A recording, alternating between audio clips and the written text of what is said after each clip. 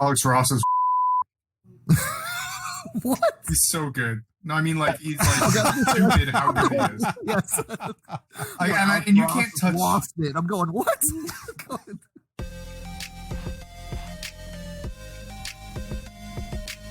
Welcome back to Nightcap Chat, the pop culture podcast to talk all things comic books, video games, movies, TV shows, and more. Today we're giving you an inside look on how we make Nightcap Chat. I'm Blade O'Neill. I'm Ken Brown. I'm Lance O'Neill.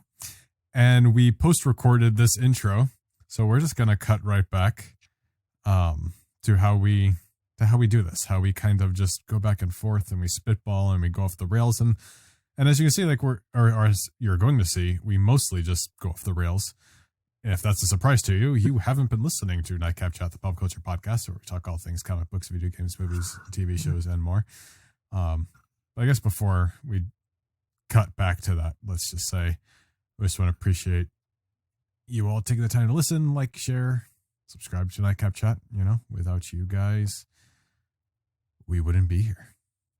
And if you guys maybe share enough and like it and listen enough, maybe this episode goes on to an episode of How It's Made on TV. You know, who knows? Maybe Netflix, Amazon, any platform. We're looking at a negotiation. Yeah, that's right. That's right. But I guess without further ado, let's continue here. Alex Ross is What?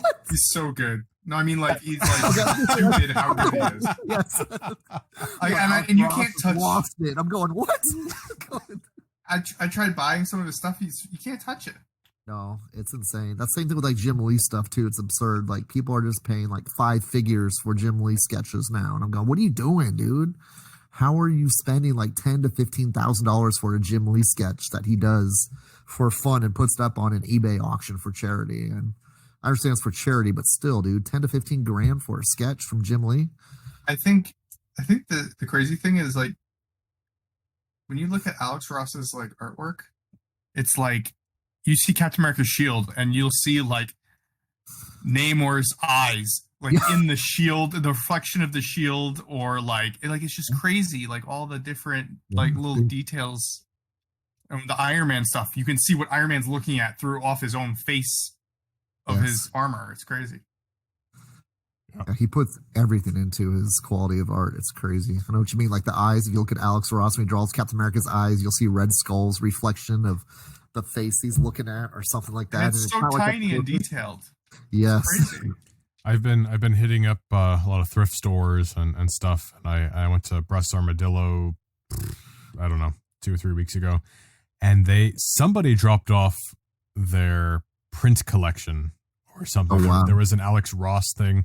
There was a limited edition sideshow framed print of Ahsoka that I almost bought. Wow. There was a ton of stuff. There was a comic book page. There was a ton of different things on the upstairs section. The one in Goodyear. But yeah, I mean, when Alex Ross does a cover, you know, like I don't know, like why doesn't he do more? Is it too expensive for Marvel? Like, do people not appreciate it because it's just so real? You know what I mean? Do people just like the more stylized stuff? You know? He's been doing a lot of Marvel covers pretty regularly over the past 2 to 3 years. Oh, over the past 2 to 3 years? Yeah, like the Hulk covers he's been doing on a regular basis, Okay. the Avengers covers, Captain America covers. That whole list of Ross tribute was just the people. Yeah, they did the Ross Virgin covers that were for cover price that were awesome. That they, you know, do you remember they were all like white, but they did like they were more or less what I like to call yearbook picture covers. Oh, yeah. Because I think we grabbed the Phoenix one. Yes. Those were good. Those were great. And then they did like the 1 in 100s, which were just the sketch art, which blows me away because that just shows you know what I mean? He doesn't just do the digital painting. He draws them out, then paints them over it too, which is like 2 pieces of artwork in 1 piece for Alex Ross. Mm-hmm. I mean, man's a workhorse when it comes to the amount of detail he puts into his pieces. And Yeah. I mean, to have like a cover come out monthly for 2 to 3 different titles for him at times is pretty impressive from him. Mm-hmm. I don't know if he's just got like a whole portfolio of things he did, but you'd have to have something that connects with the covers of the story. So, Yeah. you know, there's got to be things he produces. Maybe he's gotten so good he's able to produce 2 to 3 pieces of work per month, and they use them at Marvel for covers. Mm-hmm. But yeah, dude, he's pretty prolific for the amount of detail. Like where J. Scott Campbell, it's hard to get, you know, I don't know, a cover every 2 to 3 months from him type of thing, right? Isn't that he does his own stuff on his website, but Alex Ross is doing all kinds of crazy stuff all the time. Yeah. I ordered a Peach Momoko print. I got She's prolific too. Yeah, I got a Sideshow email, Nice. and I saw she had some stuff like, yeah, we're doing Peach Momoko stuff. I'm like, oh man. So of course I clicked on it. And it was like the Demon Day covers and stuff. And I was like, you know, that's cool. But I mean, like, I don't know if I'll spend money on this. I'm like, wonder if they have any other stuff. And I kept looking, and they had some of her original, like, designs and stuff. So not comic book related ones. And I was like, oh, so I signed up for, you know, the notification, and it just came out of, I don't know, a few days ago or a couple of weeks ago. So I bought one of them, like, it's a good size, like 16 by 20 as well. So I got one for the living room. It's really cool. It's got like a girl, and there's like an eyeball, and it's, I don't know. I know that's not like the most wonderful description anyone has ever heard. But I thought it was cool. You know, I like her original stuff, you know. Yeah, it's like it's got more probably passion and pride behind it because it's coming out of her own head rather than just, here, draw this Spider-Man image for me. Yeah. Yeah, or Psylocke or whatever. Yeah, it's very cool. I'm really excited. It should be here in July or August. I can't wait to put it up. Really looking forward to that. Yeah. WWE wrestler AJ Lee, CM Punk's wife, I guess, wrote a Wonder Woman story in the Wonder Woman Black and Gold. Nice. Came out this month or this Yeah. week. I know. We'll be right back, you guys. Hope you don't mind waiting for. I think it's about a 8-hour return over, turnover flight, right? 3 hours there, 3 hours back, and then 1 hour walking around the airport each time. Mm-hmm. Yeah, no kidding. I'm a wrestler, like mental health advocate / comic writer now. Yes. She's cool. That's She's cool. still my favorite wrestler. I think my favorite wrestler is Kane, or was Yes. Kane. Big Red Demon? Big Red Monster? I have no Big idea. Red Demon? What was your favorite wrestler, Lance? As a kid, Yes. Triple H.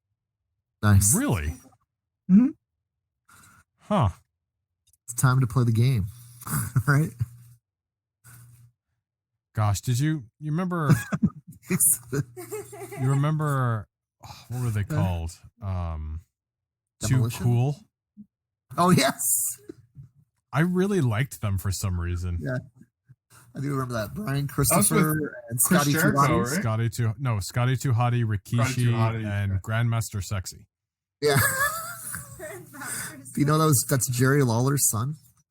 I don't know who that is. Grandmaster Sexy. He's the king, the guy that's the announcer all the time. Oh, really? Yeah. Gosh. Yeah, it's unfortunate. He passed away. What? Grandmaster Sexy. Oh, are you serious? Yeah, dude. What happened? I think, man, dude, it was either a drug overdose or something happened. Oh, man, dude. Yeah. You know, I It think was within the past few I might have years. known that because I think I actually Googled it, because isn't Scotty Too Hottie like in jail for like drugs or something?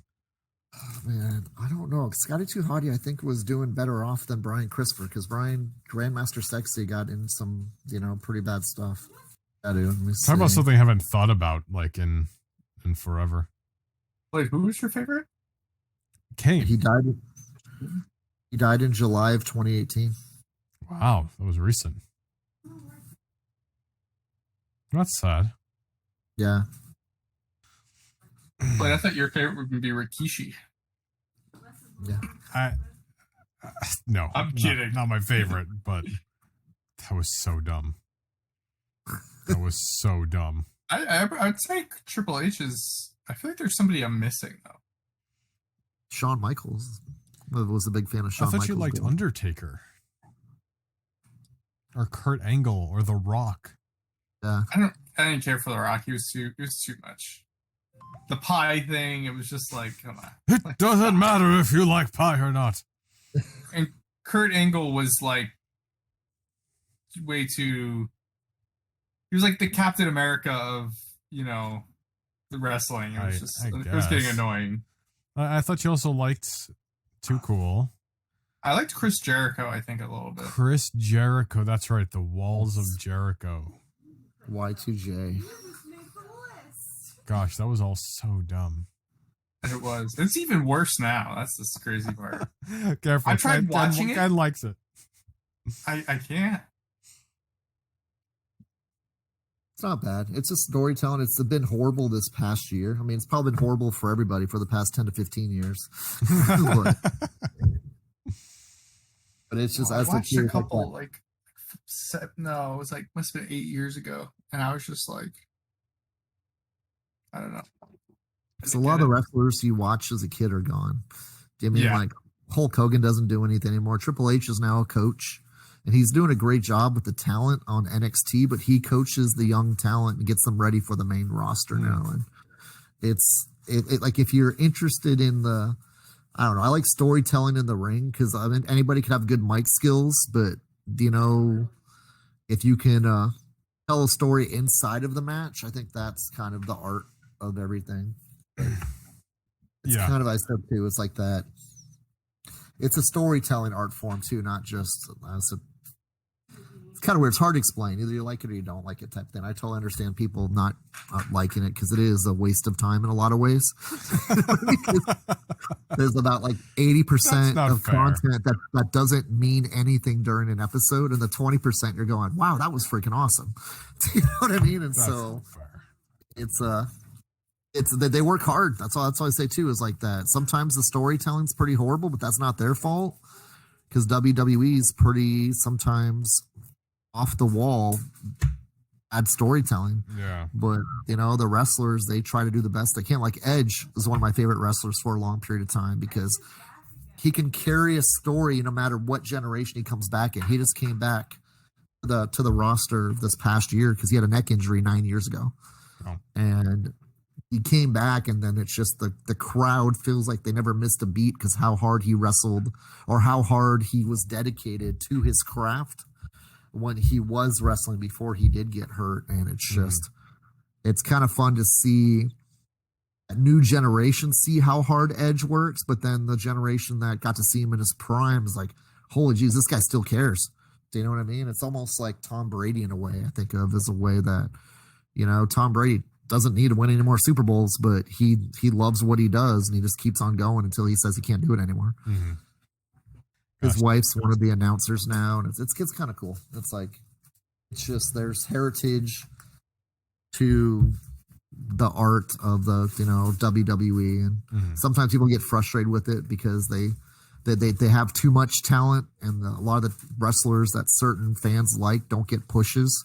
And so the fans tend to like, WWE sucks. They don't push my wrestler. And I'm going, well, dude, it's hard when you have such a deep roster and you only have a certain amount of time per week to promote each wrestler on the roster.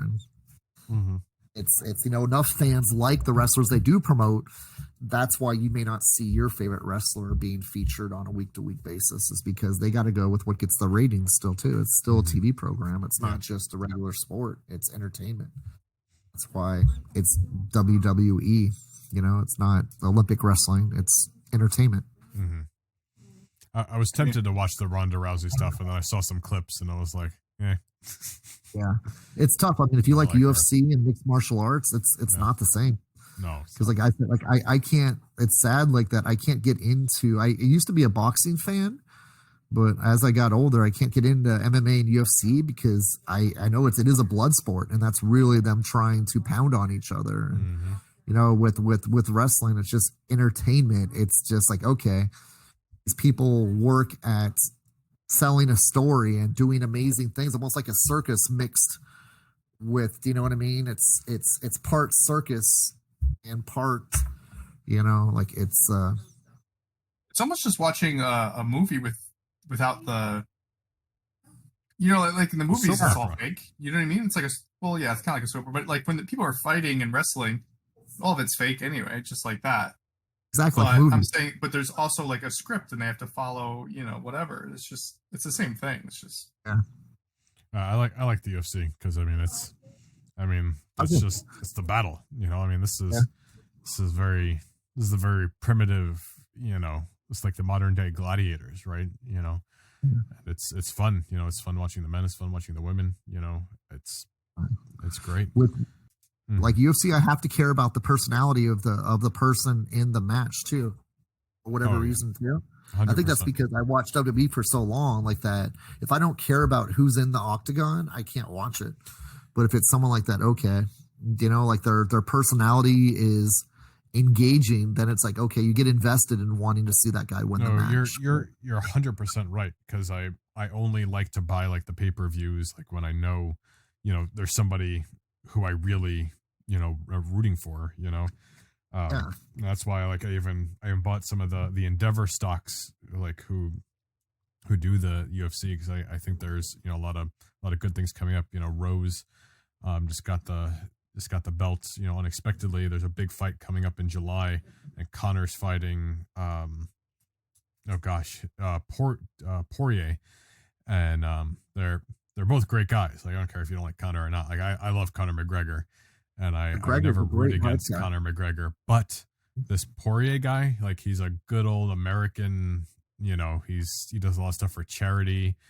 He does like this hot sauce thing. Like he is just such a good dude that like I think this is the first time that if Connor loses, I won't even be upset. And I think that's why it was to me it was a good reason to invest in that because I feel like after this, if Connor wins, that's great. You know, he's gonna have some good fights ahead of him. And if he loses, this guy I think It's is the going to new be guy. the next thing because this will be if he wins, this will be him beating Connor 2 out of 3 times because this Wow. is the trilogy fight here. Yeah. So I don't know. Dude, that's great storytelling. Also, too, like you're invested Exactly. in that story of what, hey, Mhm. this guy's the next generation. That's why I love like, you know, football and, you know, baseball and basketball is like right now the Suns are on the verge of having one of the best stories of like that, you know, the team, the little engine that could but never made it. And now this year, you know, it's like they're the engine that can't be stopped. I mean, that Suns Clippers series, man, it's been nasty. It's still Western Conference Finals, Mhm. but it's fun to see a team, or whether it's a wrestler, whether it's a UFC guy, whether it's a boxer guy, to watch them develop to championship level. Mhm. Do you know what I mean? And like that, as you guys said, like with the Mets, dude, you're watching with the Mets right now, Lance. It's like the team was down as like not even a thought for making a championship push. And now you're seeing that team build into that championship contender. And it's like you're watching the story develop. Are they? That's why I tell people too is like that sports and comics have so much more in common than people even imagine because you know there's your team which is like your hero and then every other team is stopping your hero from saving the day or winning the championship. Do you know what I mean? And like can your hero persevere and then each game's a different issue as like a story. Do you know what I mean? Like you have 162 issues in a baseball season. Do you know what I mean? If you follow every single game of your team, there's a story that's told in every single game. Do you know what I mean? There was a no hitter, or there was a 3-run homer by, you know, third baseman, or, you know, there was a triple play made in one game. And each game has got its unique story that builds on the whole season. And same thing with comics. Like, yeah, Spider-Man's there every issue, but each issue's got a different element to that story that adds to the series. And who would have knew for the Diamondbacks that the worst issue was the no hitter by Bumgarner that was 7 innings and it didn't count as a no hitter, and then they proceeded to lose 24 straight road games. The Diamondbacks are just a nightmare this year. That's one of those teams. Like year. it's yeah. I mean, that's what I kind of think of as that's kind of like the Friendly Neighborhood Spider-Man series that just never gained any traction. and they had to cancel it because it was just a bad Spider-Man series, and that was like what the Diamondbacks are in right now. They're in a bad baseball season for themselves, and there's no way you can recover. And this, this season's not going to have any value, on any issue. There may have been like one good story with a Bumgarner no-hitter. Do you know what I mean? That wasn't even considered a no-hitter. Well, there was maybe one cool story they had during the Friendly Neighborhood Spider-Man run that is somewhat rememberable, but that whole series is never going to be worth any money. And then, no one's going to ever want to replay any of these Diamondbacks games. Maybe go back and watch that no-hitter by Bumgarner. That wasn't even a no-hitter because it was 7 innings. But it's part of the collection, which is part of Diamondbacks history. Like that Friendly Neighborhood Spider-Man's part of Spider-Man history, but nobody really wants to brag about their Friendly Neighborhood Spider-Man collection. Like no one's going to brag about the 2021 Diamondbacks season of being like something to remember in a positive way. Well, here is the positive thing. They probably are going to get a really good draft pick because their they're gonna record's so pick it up, terrible. And they're going to hopefully trade away some big guys and get some prospects. And then in 2024, you'll be like, wow, remember how bad we were in 2021? We got all these really good young guys that took 4 years for them to develop and come up, but here we are, Yeah. I hope so, because I said to you, that's what the Suns did. Do you know what I mean? It's like the Suns just they built through the draft, and luckily Chris Paul decided to take a chance and come to Phoenix, and now you have what the Suns are playing for, a possible championship in the next couple of weeks. They got one more game. They knock off the Clippers one more time. They're going to the NBA Finals, and nobody put money on that at the start of the season. They were going to like putting money on them making the playoffs, but not make this kind of push. And that's the fun thing about sports, it's storytelling. Do you know what I mean? It's like that. Like literally, like I said too, is like that. The Diamondbacks could in 4 years somehow stumble into the right draft picks and not trade away their best talent, like Zach Greinke, or who is the Cy Young winner that's won a couple Cy Youngs with the Tigers that the Diamondbacks used to have. Oh man, I'm trying to remember his name right now. He won like a couple Cy Youngs with the Tigers. Verlander, but he wasn't on the Diamondbacks. No, then not to mention the Trevor Bauer doing so well too. He was a Diamondback. Was he? We talking about Scherzer? Talking about Denny Max McClain. Scherzer, thank you, dude. Oh, Didn't Max Scherzer's on the Scherzer Diamondbacks? Yeah, he was drafted by the Diamondbacks. Oh, he was drafted by the Diamondbacks. He played I think one season before they traded him to the Tigers.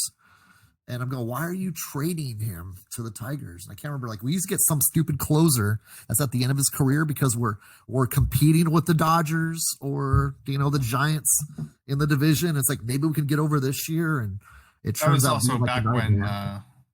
that was like the end of like people trading away prospects for like a guy for 1 year kind of a thing. Yeah. 'Cause it started to be like, well, they're getting better at picking talent. Whereas before it'd be like, yeah, this guy was a first round pick, but who knows? He's probably not that good anyway. But now it's like, oh, he's first round pick. He's probably really good. Yeah, Steven Drew, another guy that I used to like that we traded away, and he didn't really do much after we traded him away. No, he was disappointment. Justin Upton, another guy the Diamondbacks drafted that turned He was out to good. be like he just, but we traded him away. Mhm. Like we don't have patience for these guys. And you guys tricked me into talking about sports on Nightcap Chat. It's ironically, it's too, the Diamondbacks and the Mets have a lot more in common than you think, because didn't the Mets win a World Series in their first 3 or 4 seasons too? They won in 69. Uh, So they and then- came so it's in not in 3 or 4. 62. Yeah. So it was seven years. yeah. So the Diamondbacks, I think, won in their 4th season, but Yeah. between 98 and 2002, or so, 4th Yeah, or 5th season. And Haven't won anything the since. Marlins won like as soon as they came in too. That's true. Marlins, at least, like they spend money to win a championship, then just dump it all the next year. Mhm. Like, Yeah, now they do. Back in the day, they would just get like, oh, they have every prospect known to man, and then trade them all away, and then Yeah. 2 years later would have every great prospect, and then trade them away. Yeah. was It's like kind they're of a farm insane. system. They're a farm system for the rest of baseball. I could keep going on baseball. Oh yeah, I know, 100%. Something I do want to bring up, because we talked about this before, the episode part of this conversation in this making of, and maybe we can brainstorm a couple of these ideas real quick. And I already told you this. I think it would be cool to have some mini segments that we have ownership over, like, so Ken has a segment. And it doesn't have to just be one, like maybe eventually we come up with, more than one. Like, I don't know if like Steve wants to do a movie review, Ken wants to talk about,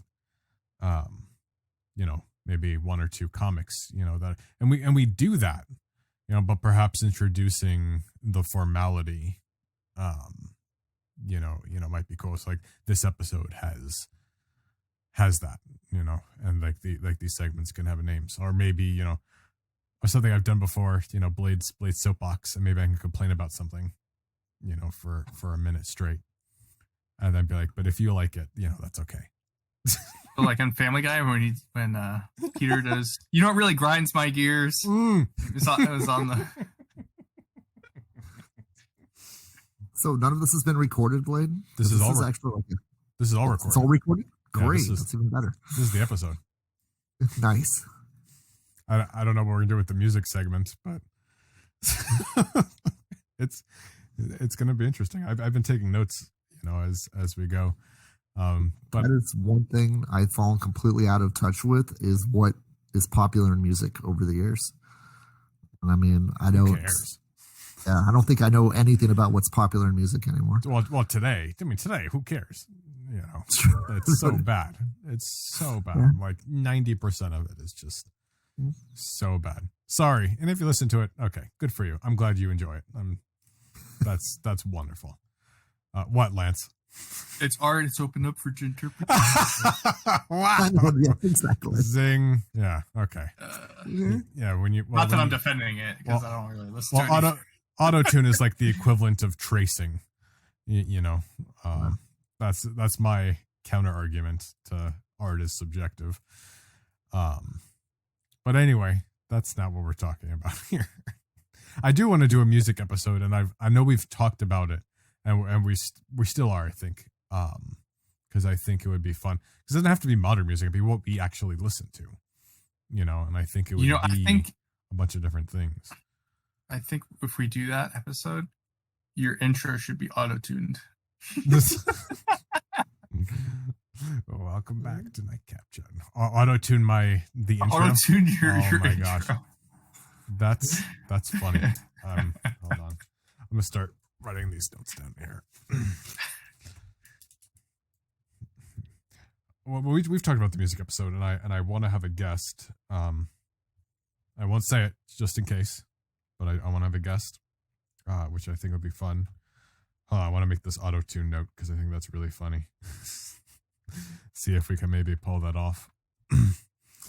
And of course, Ken, you mentioned like creator spotlights. It's another thing we were talking about doing. And I'm talking with somebody, at least one person. I just have to email them. We've been talking on Facebook. I just got to write them an email. Creator spotlight. And I think that would be fun. And that's an ongoing thing too. What? Did you guys hear about who the new Venom is? Should I talk about that at all this week? We can talk about whatever we want. Well, they kind of did a whole Batman Beyond type of thing with Venom. Okay. Where Eddie Brock is now the Keenan Black. Okay. And his son is now the host for his symbiote. That was his original symbiote. And so now that's more or less Dylan, his son Dylan Brock, can communicate with Eddie as almost like a how would you say it, an advisor about how to be a young Venom. And he's pretty much, it's almost like a mech where, Dylan's still a kid, but the suit forms, you know what I mean? Like he stepped into the suit and he's like more or less the pilot, but if he needs help, that he's got more or less the experience of his father being bonded with that suit for all those years. And so the suit is working with more or less the next generation human that will be his new host, but still kind of, it's like a triangle of like, okay, it's like that. We're all part of the same team, but here, anytime you need any questions answered, you got the experience of your father there all the time. And he's now more or less the physical embodiment of Venom, while his dad's more or less the god right now. You see what I mean? That was perfect. Like that's exactly what I meant by I don't know, Ken's Comic Corner or whatever we want to call this little drawn to comics new this week. I don't know. We can come up with something. Donny Cates. Everybody that loves Donny Cates writing Venom, that was his last issue, but he's going to be moving over to be doing the new Hulk series. And Al Ewing's tying up his Immortal Hulk series, and he'll be moving over to do Venom with Brian Hitch. And it's going to be Ryan Otley and Donny Cates working on Hulk. And there is your comic segment. Yeah, that was it. We got to come up with a clever name for that. Or maybe we just call it Drawn to Comics. Today in Drawn to Comics. Today at Drawn to Comics. What's going on in between the panels? What? What's happening in the panels of the pages or whatever? In the panels, brought to you by Drawn to Comics. On the corner of 58th Avenue in Glendale and downtown Glendale in Glendale, Arizona. See? We can always do it. Yeah, perfect. Oh. I read that Iron Man new comic. Was that good? Destinies. Little review. It didn't it was okay. I don't know, it didn't really get me. You know what I mean? There's no hook. Yeah. The hook was just it was they threw a hook in it, but there wasn't the bait on there wasn't that good. Hook, yeah, no. It was a shriveled up dead worm, and I was yeah, it's not really. That sucks. Wild. Yeah, it was just I get what they were going with it, but it just did seem to me it wasn't ooh. I was just kind of who are these people, and I don't really care about either of these people for the bad guys. It just didn't interest me. Yeah. They were trying really hard to make it oh, this is really meaningful to Iron Man. He can relate to what's going on and relate to Miles Morales or whatever. And then when he went to go fight the bad guy, it was just I don't know, kind of anticlimactic, and I just wasn't really interested in what's to happen next, I guess. But I don't know, we'll see. You talking about a one shot or? No, it's supposed to be a lead into the new thing, right? Yeah, it's it's the new Infinite Destinies, right? Isn't that what the storyline's called? Yeah. And it feels like one of those Atlantis Attack summer annual specials. Remember back in the 90s when Marvel would do the summer specials, and it's just annuals where they did a major crossover across all the annuals. Mm-hmm.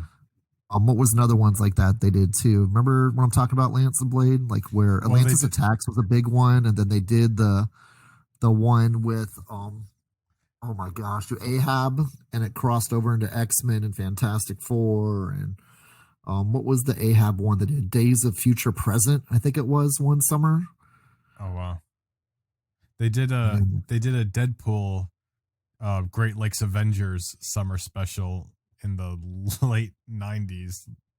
Yes, that's where Squirrel Girl was in that too, right? Mm-hmm. Yeah, because the Great Lakes Avengers was Squirrel Girl, this oh gosh, what was his name? Flatman or something? He was like a Reed Richards kind of thing. There was Big Bertha, who was just I don't know, she's a female. Another guy called Doorman too, as well, where he can make a door anywhere. I don't remember that guy. I remember the guy who could self-destruct or something. Mr. Immortal. Mr. Immortal, that's right. Yeah. It was so stupid. But Squirrel Girl's awesome. Yeah, Squirrel Girl was fun. Yeah, Big Bertha was kind of hilarious. She was a supermodel that could grow herself up to be, a big girth thing. And her secret identity was he was super beautiful when she wasn't in her superhero mode. And it was kind of cool too. It was kind of trying to break stereotypes, which was kind of cool too. That doesn't matter how big or small you are. It's just how you try to save the world, I guess. Yeah. Trying to break the stereotypes of superhero or superheroines having to look like, Carol Danvers or She-Hulk, and just or J. Scott Campbell draws. Yeah, exactly. I love J. Scott Campbell. I had to. What's wrong with that? No, nothing. Nothing. No, It's awesome. It's awesome.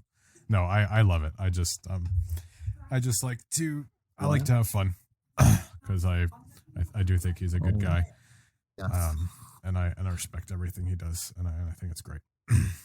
I will say though, if the next Iron Man comic they put an Infinity Stone in there or find out who one of these bad guys is, I'll definitely be a lot more like drawn in. Like I'm still interested. I'm just like I was just expecting a lot more for it to be like the start of like a new story arc in the Marvel universe, you know? So I thought it was going to be a big event or something. I think my expectations were just a little high. That'll do it sometimes. It was like the King in Black #1. It was just like the world's ending. You know what I mean? Like the first like thing into the series, it was like crazy, and then this was just kind of like, okay, it could still lead somewhere, but I just also didn't know who the bad guy was. I was like, this guy seems like Ultron, but he's like not at all. Also, Yeah, it's like I'm not sure where that story's going. and the guy that was like helping him, I almost looked like. I wanted to say he reminded me of Havoc for some reason because of the thing in his chest, but I'm pretty sure it wasn't. But I don't know. Like it was kind of weird. Did you read it, Ken? The Iron Man one? No, not reading it yet. Yeah, it was so weird. He was waiting for your raving review. Yeah, I was gonna say if this is good, I'm gonna read it. But now you're just like, it's like there's a hook with a shriveled up worm on it. So you didn't really sell it there. Sorry, that insult to you. We'll let you know what the next one is. Black Cat's going pretty well, decently. Yes. Cut out the last page of it, I'd be really happy, but you know. Yeah, it's kind of I like the whole Manhattan thing. Mm-hmm. Her giving up them did we talk about this in the last episode? I always talked it through texting, I think. Oh, we did? Oh, okay. So Blade, I don't know. So like they ended up stealing the deed to Manhattan at one point. Oh, yeah. Did we tell you about it? This sounds. Did we talk about this last class? Maybe it was yesterday. I don't know, but so we did talk about the deed to Manhattan thing, I think, on it, just not the follow up. Yeah, of where it was going after that. They gave the deed to Manhattan to like this demon, evil demon thing, and it now owns Manhattan. That's really funny. They gave immortality to her and Fox. All right. You know what really grinds my gears? Yeah, I don't know. Penguins. Yes. Penguin. Oh yes, 100%. Penguins get in the way and you crash. Oh, can't stand penguins. I cannot stand penguins. You got to say they're always well dressed, though. No, it's the worst bad joke ever. No, no. Hey, penguins. When I play Super Mario 64, I would take the little penguin and I would drop it off the side of the cliff. Oh, I would always do that. I think everybody did that, but gosh, I hate penguins. Yeah, and the worst part was like the mom would get mad at you and like try like pushing you and hitting you. I can like picture the little sounds like I can't even do it.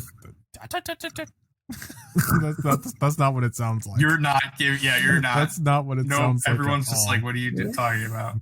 You know, if you know, you know, which is one of the most useless phrases. There's a few noises in that game that like are like iconic. I feel like when you talk to the Bob-Ombs for the first time, yeah, like that noise is great.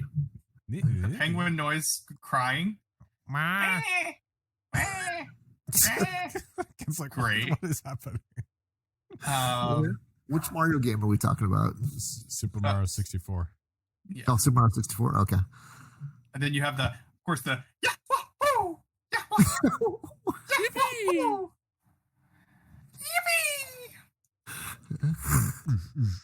Yeah, I had the boring Mario Brothers. These ones sound fun, dude. I said like Super Mario Brothers and Mario Brothers 1, where you just climb through the tunnels. Oh gosh, I love Super Mario Brothers. Gosh, you know, I didn't even mention this. I don't think. It was just For the pipes. it was a few months ago at this point.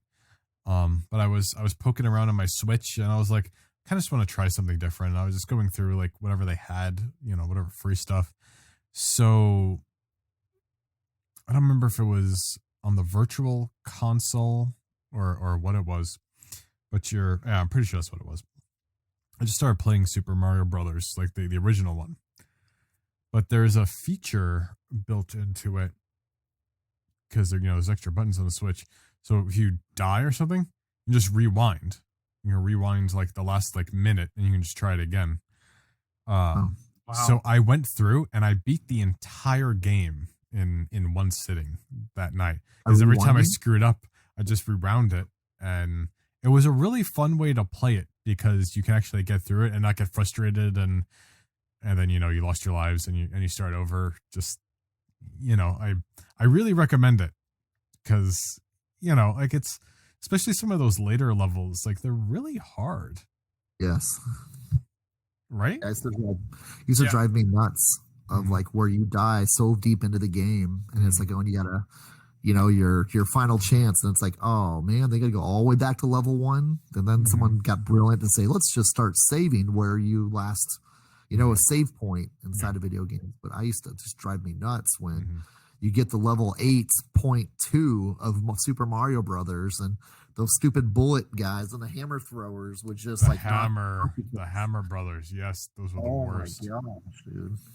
And if I didn't make it, it took us like we started taking all the shortcuts and learned all the different patterns, and then we'd have like time trials. Mhm. Like, okay, let's see if we can beat the whole game in less than 12 minutes. And I can't do it anymore. Yeah. But I remember like that when like me and a friend back in 8th grade, we did it like in 12 minutes. We're going, oh my god, that's like some kind of like speed land record. I Yeah. don't think Tom Cruise can fly that fast in an airplane type of thing. But I wonder what the record is. Super Mario. Probably like a minute and a half or something stupid. I know, dude. Because you could there's ways you can skip levels. You warp.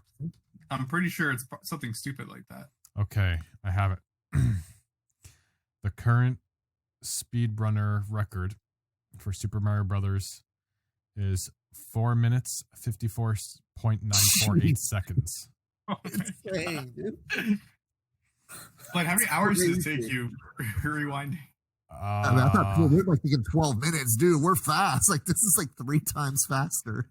I don't know. I want to say like maybe an hour or two. I guess I don't know. Well, that's 'Cause it. Yeah, Only an hour worth of games. Well, I skipped Worlds. Oh, you did skip Worlds. Oh, Yeah, I didn't do it from start to finish. Of course, it's hard. Yeah. It was like 1, 2 to 4. Like to go to pipe 4, and then from pipe 4-2 to go to, or like world 4-2 to go to world 8-1, and then you just got to kind of speed through it from Yep. there. Yeah, exactly. I exactly. just had an epiphany. What's that?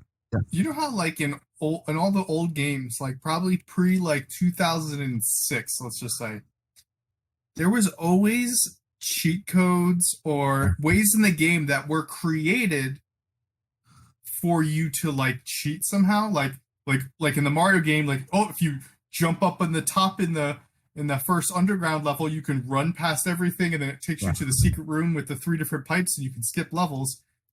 Is it because there's no cheating in video games today, so everyone's cheating?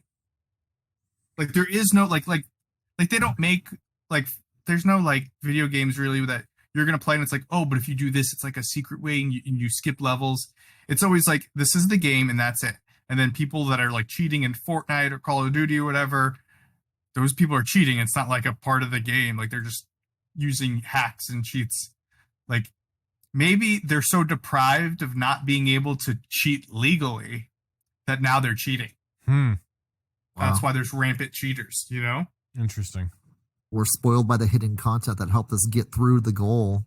Right. That now it's like we're looking for shortcuts, and it's now cheating rather than shortcuts. Right. So video games need to make more shortcuts. Mm-hmm. Yes. So all these cheaters will stop and stop ruining games like Call of Duty. Well, like, you had like Grand Theft Auto, you had like unlimited ammo or money or and that was built into the game because you would just type in like, whatever, you type in the code and you have it. It's not like you were hacking the game. It was just part of the game. Yeah. The original up, down, down, left, right, BA. Yes, the start. Konami code. Yes. Konami code. Heck yes. Mm-hmm. Gosh, you just inspired me for another idea. I wonder, if we could take inspiration from things like the toys that made us, Yes. or gosh, what was that series? It was like a top, I think maybe it was just like a couple of episodes or something, like the top, video games of all time. I know we do our top 10 lists, but maybe I'm referring to more of like being inspired by like the toys that made us, so This year's 30 years of Sonic. And That's like crazy. that, one of us has got to have like a favorite Sonic memory Yeah. because it's been around for so long. I remember being in high school when I Sonic think we first all came do. out Yeah. and playing it for the very first time. I'm going like my buddy had like a Sega Genesis and I had the Nintendo, so I couldn't ever get access to playing Sonic unless I went over to his house. Yeah. And so it's like always a memory of like somewhere hanging out with a friend doing something that is like iconic now in history, and it was playing Sonic for the first time. That's like 30 years ago, and how fast did 30 Wow. years go by? Yeah. Do you know what I mean? It's a very fond memory of mine. I was playing Sonic on the Dreamcast, right? Me and Blade, and we would, for whatever reason, we would just keep playing like the same beginning part of the game over and over and over again. But we didn't have a memory card at the time, so we would just like play and then turn it off, and then it would just be like, oh, we gotta start over. But we would always get stuck at the same part. And I remember we're in your room, Blade. We finally got past that one part, and we're like, oh my gosh, we just did it. We have to like save it because we finally got past this part. And I didn't have a memory card, so we asked Mom and Dad to go to Toys R Us, and we went, bought a memory card, came back, and by the time we came back, the Dreamcast had turned off. Oh no! Oh man! I don't remember that. It That's was so horrible. upsetting. It started sounding familiar. That's hysterical. Yeah. Sonic Adventure and Sonic Adventure 2. It's funny you guys bring that up because I was reading an article that whoever is developing like the new Sonic games, they said, this next set that we want to do for the Sonic games what Sonic Adventure did for the Sonic games. So they're talking That's a big game because like all these recent ones I believe are considered to have bombed, and nothing has lived up to Sonic Adventure and Sonic Adventure 2 since they came out. So it's like the original Sonic games, which was like wow, and then you had the Sonic Adventure, and then that was the next level. And from what I understand, nothing has lived up to that. So yeah, I mean, I'm writing it down. Sonic 30. That would be fun. See how long we can take that. Maybe that would be a half an episode. We're talking about Sonic and something else. Isn't this interesting? How we come up with ideas. It's just By talking about nonsense. we're like Seinfeld, like the Seinfeld of podcasts. So it's a podcast. That's about a nothing. bold statement. I guess so. We're the greatest show of all time of podcasts. I didn't mean it like that. I did not mean it like that. Are you going to be a billionaire too, just like Jerry? I'm working on it. I'll sell the rights to Nightcap Chat to Hulu or something. It's an interesting That would be platform for it to be absorbed on. Yeah, you never know. Amazon Prime needs it more. They don't have any content. I don't know. Now they're not going to take us. I just blew it. Sorry, Jeff Bezos. Hey, that's my boss. Okay, Jeff it's a Twitch Bezos? streamer. Twitch. Oh, owned Twitch is by owned Jeff by Amazon. Bezos. Yeah. Gotcha. Or Nightcap on Netflix. Oh, that'd be cool. You want a nightcap and chill? Oh my goodness. Oh my god. That's when we start recording in the studio on the Nightcap Chat couch. Gosh, that with your octopus. That didn't cut our. Yeah, you like my little octopus? I didn't know what to do with I'm him. making this worse. I don't know if you- I have a little octopus pillow now. He's a little plushie. Ba-dum.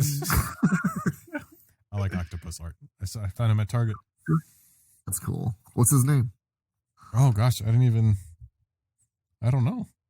Have you seen Leilani's I never octopus thought toy? about that. No, I don't think so. It's Is it from the cool? Manhattan toy company. It's amazing, and Yeah. it's like the most comfy thing. I can't believe I haven't shown you it. Oh my gosh! Was it at Target? I almost want to go grab it right now. Was it at Target? Is that Target in Scottsdale? Yeah. Well, I think they had it here, so I think I saw it. It's like blue and red. Blue and red. I thought I remembered it being pink. Guess I can Google it. Manhattan stuffed octopus, I guess. Stuffed octopus. We put toy because that might be like a dish. Oh, there we go. Manhattan. That's a Target. Yeah, it's blue with red accents. It's red. Yeah. I see it. It's adorable. I'm not sure if this is the same one I was looking at, but I love it. I like octopi, I guess. Let me get an octopus tattoo. Cool. It's going to be great. Let's bang. I'm getting another tattoo. Let's go. Let's go right now. If one more person tells me Team Iron Man, I'm gonna lose my mind. What are you going to do? You're going to cover that up? I don't know. Add It's to it? driving me crazy though.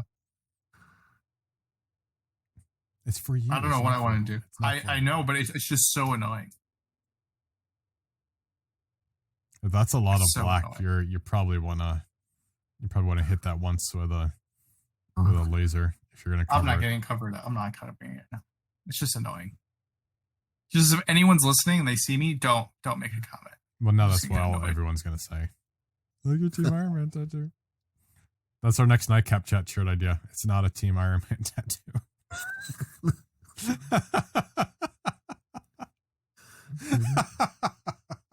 And then people say even stupider things like Batman's better, and I'm like, you're just a moron for those words coming out of your mouth. I mean, Aww. what's Batman do? Oh, nothing. He's rich. That's it. There's nothing else. He's not even smart. Doesn't even make his own stuff. He hires somebody to do it. He's rich. He's a detective that can't find a clown for 70 years. He's an idiot. Well, he does find him, but then he doesn't do anything about it. Right, exactly. He asked them to make him laugh. Make me laugh, clown. Make me laugh, Joker. I'm Batman. I'm Batman. No. I gotta admit, I have to defend Batman because he's the main DC character I like. I'm not a big fan of DC comics. All due respect to all you DC fans out there, but Batman's the guy I can see playing in the Marvel universe and actually fitting in more than any other DC character. Oh yeah, I can see that. I do like making fun of Batman, but I mean, everyone as a kid, definitely liked Batman at some point. Yeah. It's Especially just the animated series the overhype doesn't make it fun. Yeah. That's really what it comes down to. Like, Batman beats Superman. Like, come on, Superman would melt him to a But puddle. that just proves to us though too, like pretty much the whole Marvel universe is better than the DC universe. If Batman fits in the Marvel universe better than the DC universe. Aw. Right? Yeah. With all due respect to the DC universe fans, Yeah. we love you listening. Don't stop listening now. But we do like to make we fun respect of you. DC. We respect your opinion that you like DC more than Marvel, but we still think Marvel's better. Yeah, 100%. It's all opinions. Yes. Absolutely. I mean, Just because my opinion's right doesn't mean, I'm just kidding. that's the beautiful part about America, right? You can believe whatever you want, even though you're wrong. I do admit, I do think DC's got more iconic logos. Like you Yes, recognize the 100%. DC character logo, Oh, yeah. 100% more than a Marvel logo. 100%. There isn't even many Marvel logos.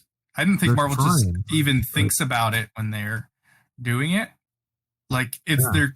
you're right, they are trying now, but it's kind of like it was just like an afterthought, or they just didn't think about it. I think at the time, because DC's always like the Flash logo, Batman logo, Superman, Wonder Woman. but Wonder Woman, Wonder right? Banner.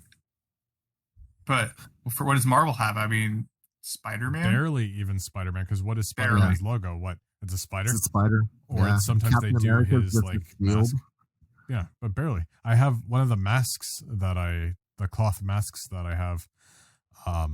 They have like the quote Avengers logos, but they had to reach so far to include everyone. So for like Hulk, there's like a fist. For Thor, there's his hammer, which isn't his logo. That's his weapon. Black Widow, I'll give it to you. Black Widow has a logo, right? What's Hawkeye? It's like an arrow. What is that thing for Hawkeye? I don't think Hawkeye's on there. I have to go look. No, I think he's just his arrow. Is that, Like a bow and arrow. I have to go look. But even for And- Iron Man, it's just the arc reactor. Like, what is that? It's some triangles in a circle. I mean, I get that, but I mean, Superman is for all the other heroes, it's all on their chests, Yeah. right? I All guess their so, logos are but on like, their I don't know. chest. I think his helmet is arguably, more iconic because out of context, it's just some shapes.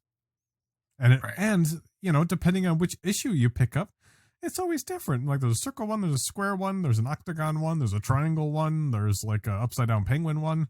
Like there's all kinds of different shapes for it. Well, there's so also all kinds of different shapes for his mask. To be fair, His helmet's been through multiple. his helmet's been revisions, too. through like 100. There's one where he has eyes. He doesn't have eyes. he has a nose. His a nose. That's the best Oh one, my right? gosh! No, it's not. It's the best worst one. one. No, it's distracting. I'm It's just- literally I'm being distracting. sarcastic. I know It it's so drove bad. me crazy. It's so bad. I felt like it was looking at like a snowman or something. Because like you put the little I was just like, what? Why would they do that? Like, does all of a sudden he's like, I need to breathe out of my nose with a why did they do that? Like, what was the thought process? I don't get it. Well, somebody just thought, More oxygen. yeah. Well, somebody thought, like, how's his nose fit in there? Like, we need a little housing for it. They were overthinking it. Yeah, definitely overthinking it. Who did that? Was it? The nose on Iron Man. Yeah. I think that was Kirby back in the day, even, or Was it? Don Heck. Didn't he wasn't as far back as that with the Iron Nose? Was it? Well, we have Google. So let's see. Who gave Iron Man a nose? The nose armor.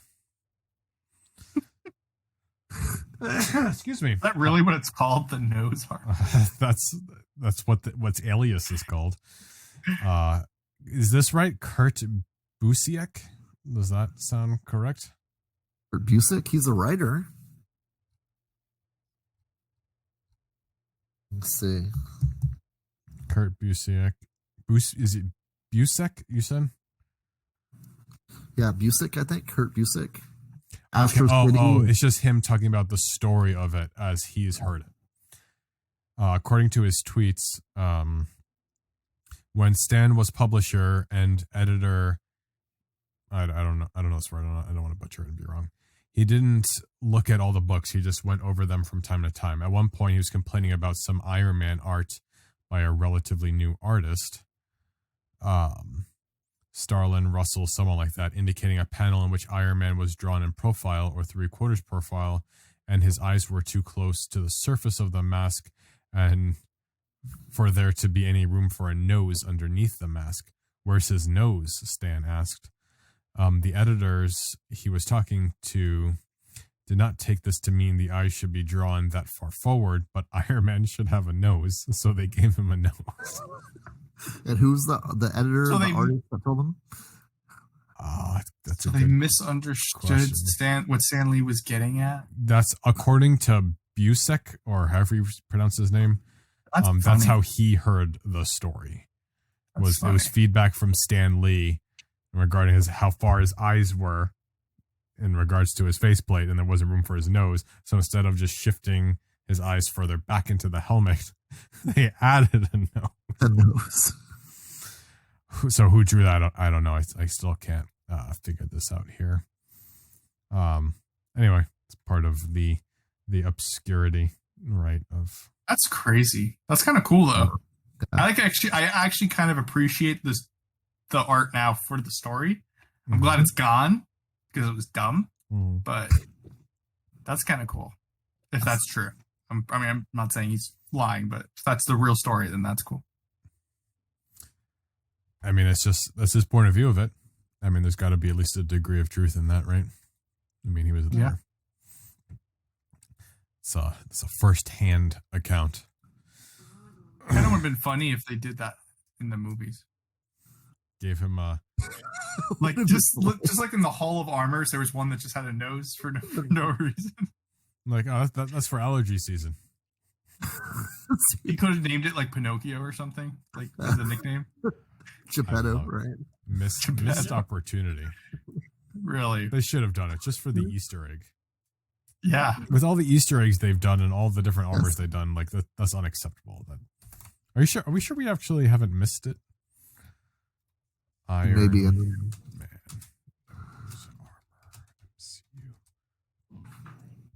Yeah. Okay. I mean, it's possible. I've only seen Iron Man 3 like once, so.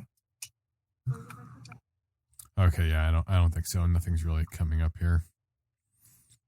Man, Iron Man 3 was on on the other day. It starts out good, so it's really a shame. I love the movie in the beginning. That it just kind of I pivots. loved it. And it just goes. They finally introduced that kid in a Spider-Man comic that came out last month. Really? A Web of Spider. Was it Harvey Keener? Is that the kid's name or something like that? I have no idea. You could tell me anything and I would believe you. Okay. I can't remember. I think it was Harvey. I'm pretty sure it was Harvey Keener. Is that the kid's name? The kid from Iron Man 3. Yes. Yeah. The one that was like that, building his own armor in a farm. And he was at the funeral for some reason. Yes. Because like he's part of the franchise now. But they're going to make him Iron Lung to go with Iron Heart. it's Call me Marvel. Supposed to be promoting the new Marvel land inside Disneyland. I guess there's some technology building. Yeah. That they're trying to promote the new Marvel element of Disneyland, and like Harvey Keener, and there's also like gosh dude, like a scientist that's from Wakanda that's super intelligent, and Peter Parker. What's it called? The brigade? What brigade? That's Harley, not Harvey. My bad, Harley. Harley Keener and the brigade. But fascinating. It's the next generation think tank of intelligence kids that are building the future. And it's over in the Marvel land at Disneyland. Well, we'll see how long that lasts, because nothing more exciting than just like a child taking over for Iron Man. All right, good job, Disney. I can't touch that one. Why? That's what too. Like I have no problem with them like making the transition to the next generation of heroes, as long as they don't get rid of the ones that are already here.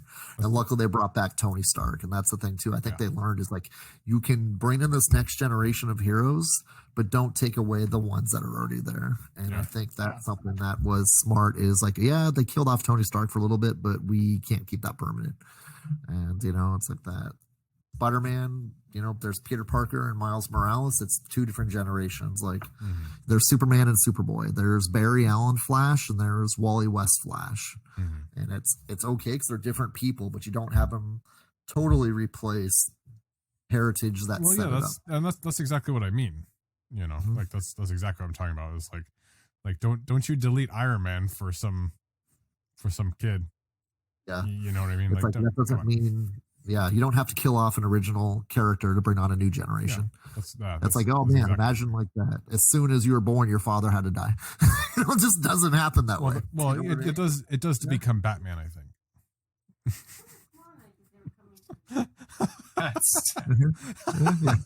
Say it again. I said that's how it works if you're Batman. That's only works through Batman. Your parents die when you go to see Zorro. Pretty much.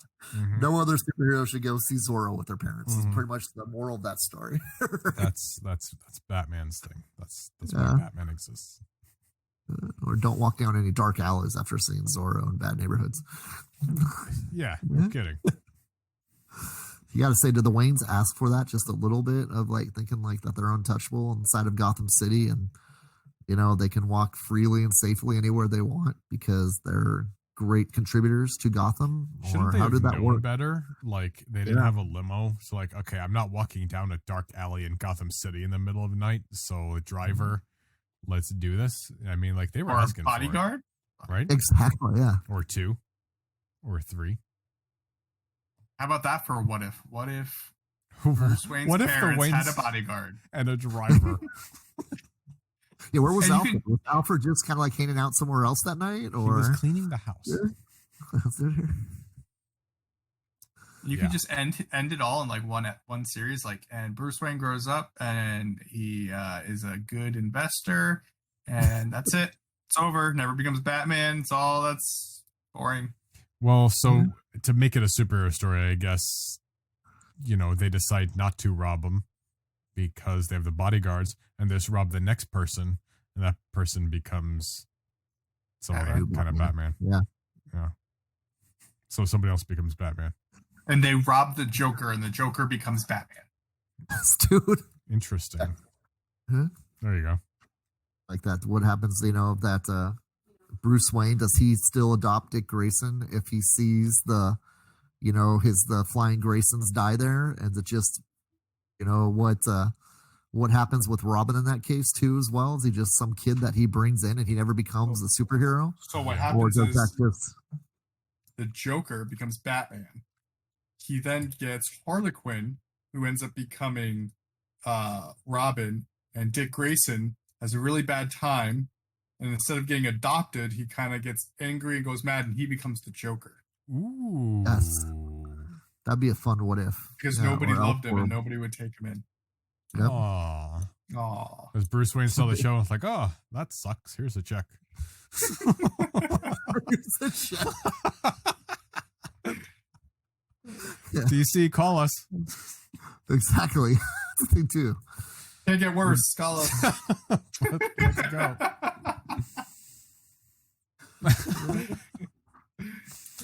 Oh, man.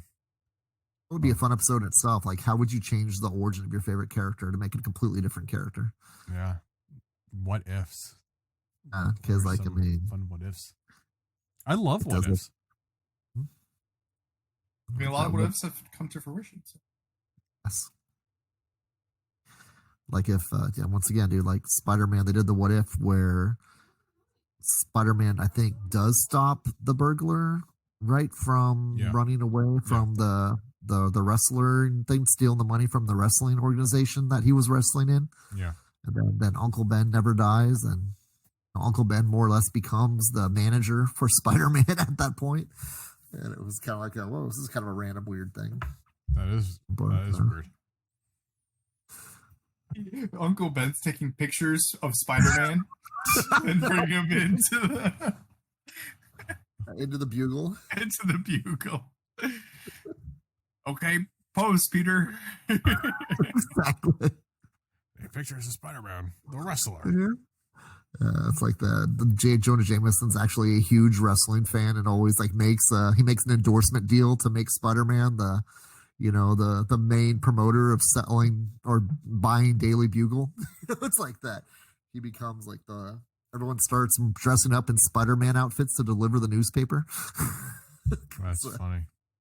He used to deliver pizza, but instead he's just more or less a paperboy representative now. And then The Rock never gets his deal with the wrestling company because of Spider-Man. So then he becomes a superhero. I don't know. And then The Rock is actually absorbing man, and the first thing he touches is a rock, and that's why he's called The Rock. Wow, It's what a true. twist. Yeah, he gets bitten by Crusher Creel. Stone Cold. Jeez, dude. Marvel calls. Yeah, Stone Cold Steve Austin starts an ice cream company. Gosh. We know it as Cold Stone.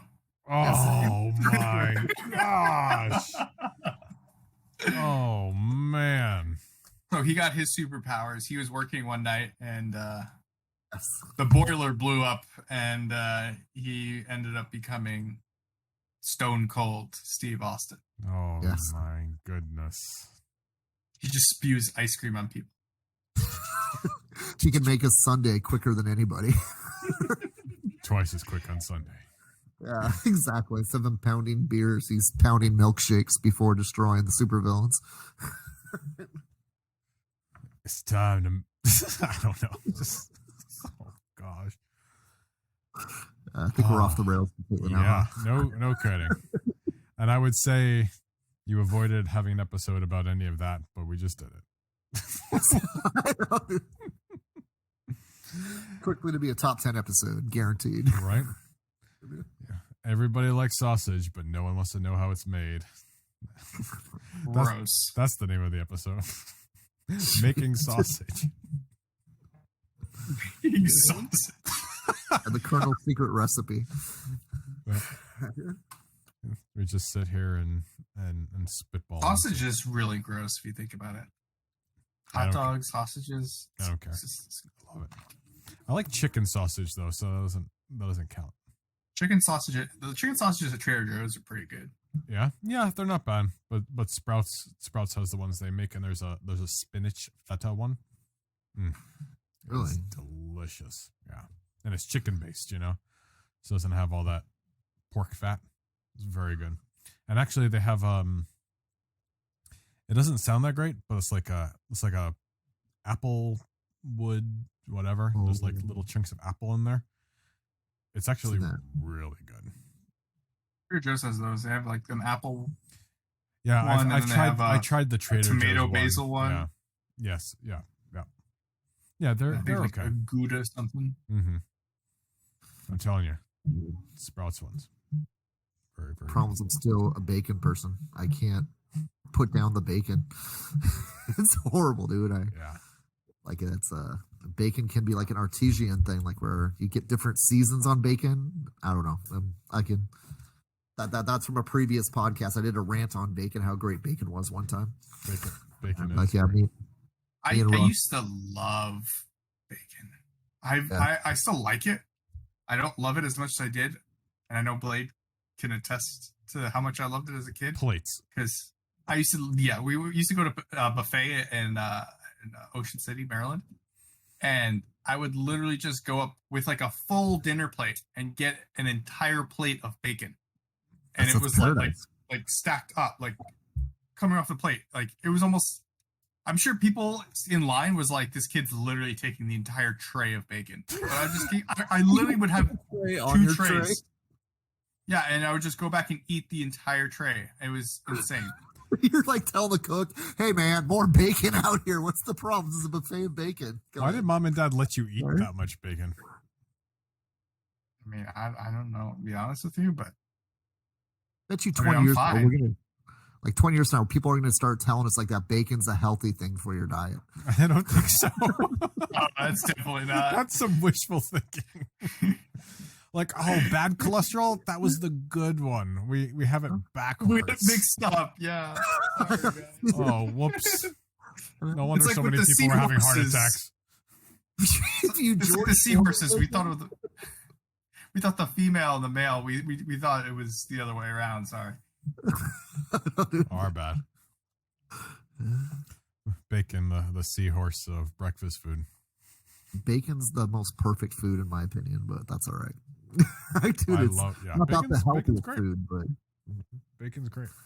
Bacon is one of those foods you can put on basically anything, yes. and it's probably gonna make it better. Even chocolate. Yes. Yeah. Well, there's chocolate covered bacon. Yeah, that's what I mean. Yes. Dude, I can put bacon in with Brussels sprouts, and I'll eat Brussels sprouts with bacon. Oh, I love Brussels Dude, I'm sprouts. not a big fan of Brussels sprouts, What?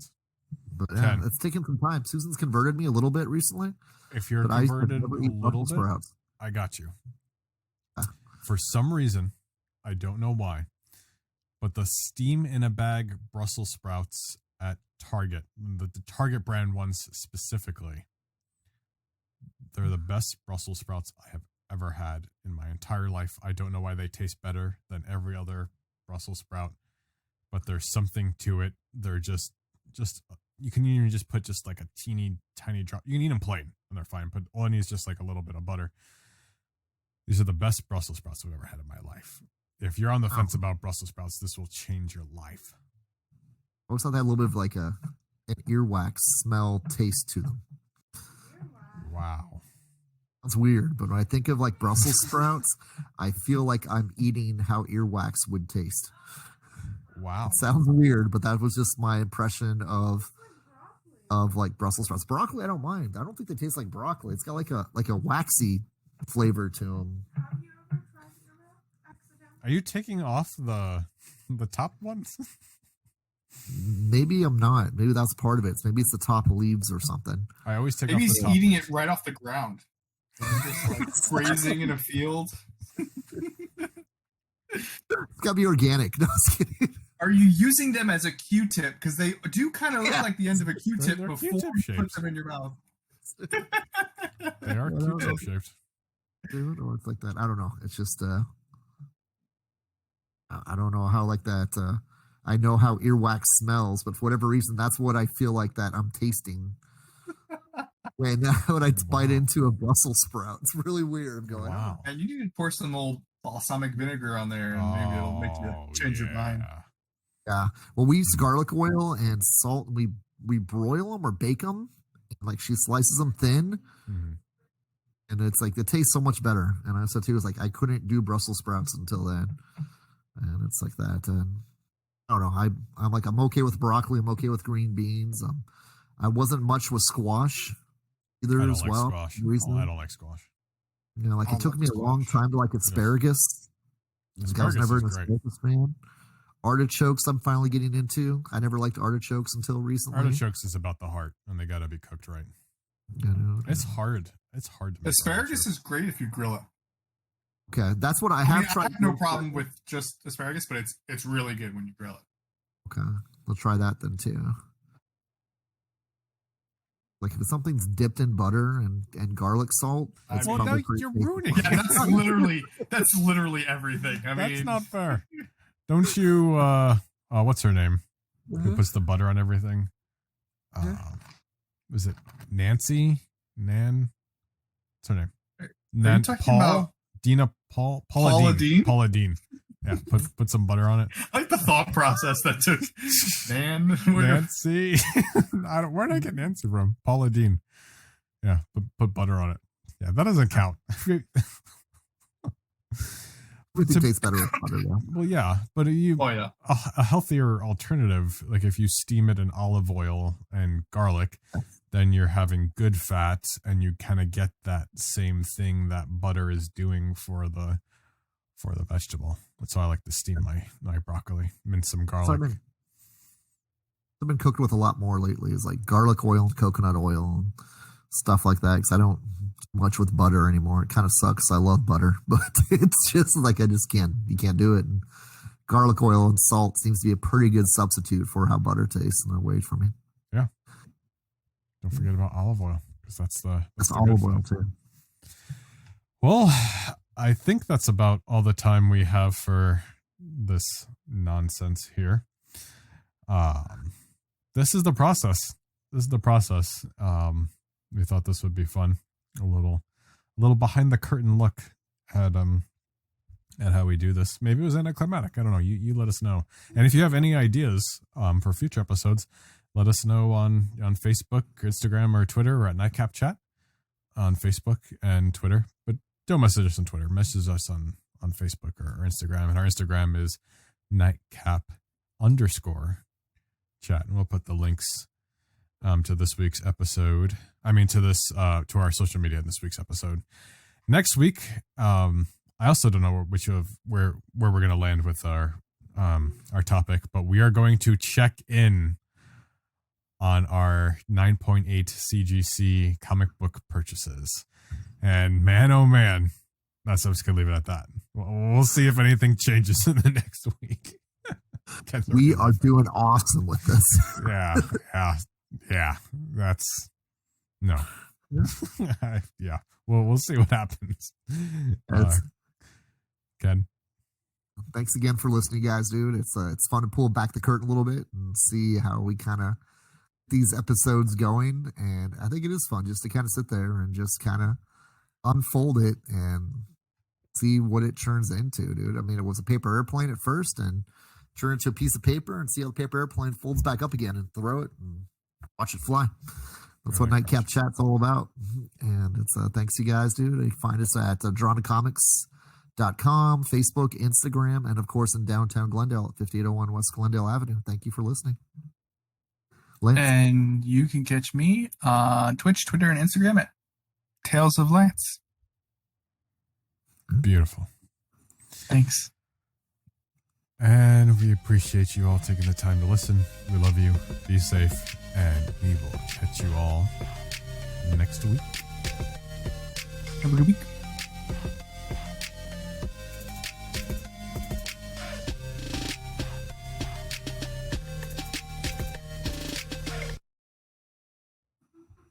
Are we doing the intro now? Yes. That's a good question. I guess I can record an intro and start and stop.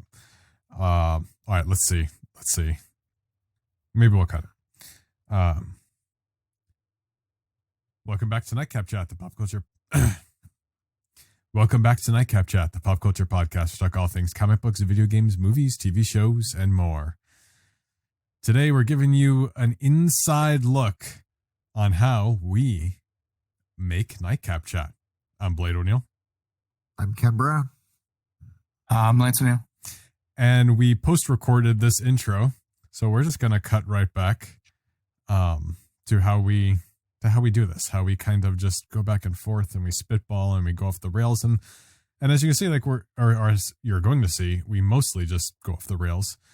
If that's a surprise to you, you haven't been listening to Nightcap Chat, the pop culture podcast, where we talk all things comic books, video games, movies, TV shows, and more. But I guess before we cut back to that, let's just say we just want to appreciate you all taking the time to listen, like, share, subscribe to Nightcap Chat. You know, without you guys, we wouldn't be here. And if you guys maybe share enough and like it and listen enough, maybe this episode goes on to an episode of How It's Made on TV. You know, who knows? Maybe. Netflix, Amazon, any platform, we're looking at a negotiation. Yeah, that's right. But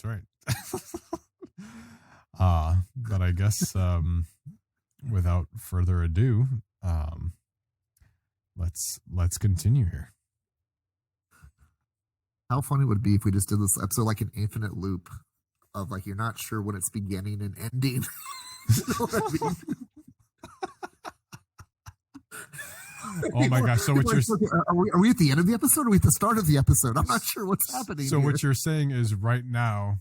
So like we cut this intro back into the intro, and then we end the episode, and then we're like, well, okay, well now what? Are we going to record the intro? Like, wait a second, didn't we do the intro? It's like a Doctor Strange infinite loop that we're in right now. And now we're talking about leaving the intro in the end and cutting it back into the intro, and it's this episode is now self-aware. So where are you in this episode? You know you're in this episode and you can't get out. So keep on listening, folks. It's going to be a great one. This episode was directed by Quentin Tarantino. Before you stop what you're doing and you look at the timestamp of the episode to know where you're at, just stop and just keep listening. Because, well, time is relative. Yeah. Time is a man-made thing. It's nonsense. We're like Marty and Doc can't figure this one out. This is all really happening in real time at all times in your time, whenever that time is. And now we're going to get to the actual episode. If you're listening to it, it's the present.